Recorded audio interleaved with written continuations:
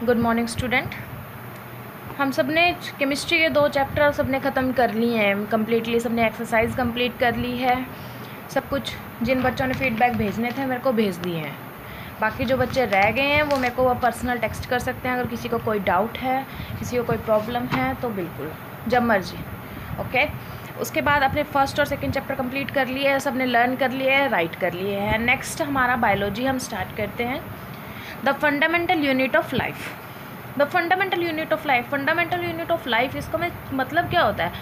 मतलब जो हमारी लाइफ, जो हमारे जीवन है उसका बेसिक यूनिट क्या होता है? जो हम बेसिक यूनिट जो होता है हमेशा हर चीज़ का जो होता है बायोलॉजी के अंदर उसको माना जाता है सेल। सेल होता क्या है? सेल एक कम्प्लीटली, हम कभी भी ऑनियन पिल को छीलेंगे, कभी किसी ऑनियन को छीलते हैं, ठीक है। ऑनियन पिल जो होती है वो इस टाइप की होती है, हमारी सब में न्यूक्लियस हमारा शो होता है, सबकी सेल इस टाइप की हमें शो करती है।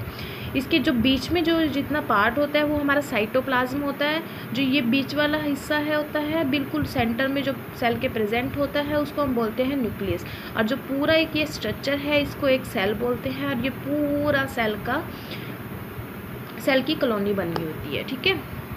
ये सब कुछ इसमें है, ये पूरा आप चैप्टर रीड करोगे। मैं आपको बता देती हूँ। सबसे पहले है हमारा जो सेल होती हैं वो 2 टाइप की होती हैं। एक होता है यूनिसेलुलर ऑर्गेनिजम्स और दूसरे होते हैं multi cellular organisms. Unicellular organisms में आती है हमारी सबसे नंबर 1 एग्जांपल जो होता है वो अमीबा का आता है, अमीबा, पैरामीशियम, ठीक है। जिसमें अंदर जो सेल होती है, यूनि का मतलब होता है सिंगल और मल्टी का मतलब होता है मैनी। सिंगल सेल जिसके अंदर सिर्फ एक ही सेल प्रेजेंट होती है वो होती है यूनिसेलुलर ऑर्गेनिजम्स। और जिनके अंदर मैनी सेल्स प्रेजेंट होते हैं वो होते हैं मल्टी सेलुलर ऑर्गेनिजम्स। ओके, इनका स्ट्रक्चर कैसा कैसा होता है सेल का? सबके सेल के स्ट्रक्चर अलग अलग होते हैं, सबके डिफरेंट होते हैं। इन ह्यूमन बॉडी के अंदर अगर हम देखें तो नर्व सेल का स्ट्रक्चर अलग होता है, ब्लड सेल का स्ट्रक्चर अलग होता है, मसल सेल का अलग होता है, ओवम और स्पर्म का अलग होता है। और अगर हम फैट का देखें तो फैट का अलग होता है। ओके, शेप और साइज अलग अलग होते हैं। दूसरी बात, आपके यहाँ पे 2 क्वेश्चन राइज होते हैं। Who discovered cell and how? सबसे पहले सेल को किसने डिस्कवर किया था और कैसे किया था? इसमें है रॉबर्ट हुक ने सेल को सबसे पहले डिस्कवर किया था। और किससे किया था ये आप इसमें पढ़ोगे और ये क्वेश्चन आपका आंसर खुद लिख के मेरे को आप सेंड करोगे। ओके, मैं आपको आंसर नहीं बताऊंगी। सेकंड क्वेश्चन है why is the cell called the cellular and functional unit of life? Cell को फंक्शनल और स्ट्रक्चर यूनिट, एक लाइफ का बेसिक यूनिट क्यों कहा जाता है? ये लिखना है आपने। अब हमारा ये 2 क्वेश्चन आपको पता चल जाए, इसमें से आपको ये 2 क्वेश्चन मिल जाएंगे। आप सिर्फ एनसीईआरटी की बुक फॉलो करोगे, गाइड में से कोई आंसर नहीं देखेगा। सेकंड हमारा जो होता है प्लाज्मा मेम्ब्रेन।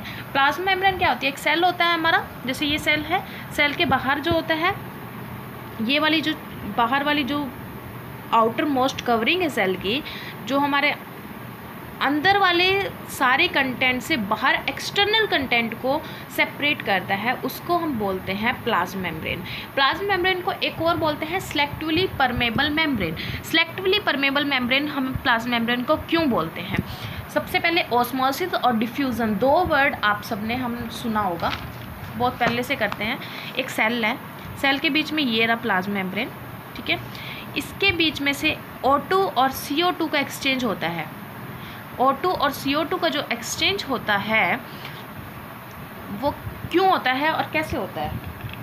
सबसे पहली बात, जो ये हायर कंसंट्रेशन से लो कंसंट्रेशन की तरफ जो ये डिफ्यूज़न होता है, इसको हम बोलते हैं डिफ्यूज़न।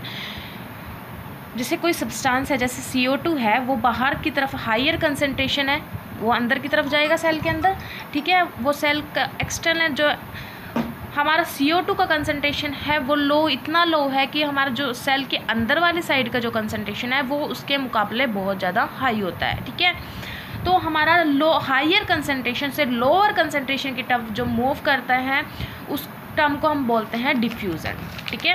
उस टर्म को हम बोलते हैं डिफ्यूज़न बोलते हैं हम टर्म को। लेकिन जो ये पूरा प्रोसेस होता है उसको बोलते हैं हम ओस्मोसिस। और जो ये पूरा प्रोसेस ओस्मोसिस को अगर हम डिफाइन करते हैं तो क्या करते हैं, हायर कंसंट्रेशन से लो कंसंट्रेशन से हाई कंसंट्रेशन पे जो मॉलिक्यूल्स मूव करते हैं through selectively permeable membrane. Selectively permeable membrane क्या होती है? कुछ एक ऐसी मेम्ब्रेन जो सिर्फ सिलेक्ट ही कुछ जो सिलेक्टिवली मॉलिक्यूल्स होते हैं उनको ही अपने अंदर से जाने के लिए अलो करता है, ठीक है, उसको बोलते हैं हम सिलेक्टिवली परमेबल मेम्ब्रेन। और एक सेल के अंदर जो सिलेक्टिवली परमेबल मेम्ब्रेन होती है वो होती है प्लाज्मा मेम्ब्रेन या फिर सेल मेम्ब्रेन, क्योंकि प्लाज्मा मेम्ब्रेन जो होती है वो एनिमल सेल और प्लांट सेल दोनों के अंदर होती है, लेकिन जो सेल मेम्ब्रेन होती है सेल वॉल होती है जो वो सिर्फ प्लांट सेल के अंदर होती है, एनिमल सेल के अंदर नहीं होती। ओके, तो आगे हमारा इसके अंदर एक क्वेश्चन राइज होता है, why is the plasma membrane called a selectively permeable membrane. एक प्लाज्मा मेम्ब्रेन को सिलेक्टिवली परमेबल मेम्ब्रेन क्यों कहते हैं। आपको आज के लिए 3 क्वेश्चन मिल गए हैं, ये वाला सेकंड क्वेश्चन है और ये 2 क्वेश्चन है। तीनों क्वेश्चनों आपको आप राइट करोगे अपनी फेयर नोटबुक में और उसके बाद मुझे आप सेंड करोगे। ओके।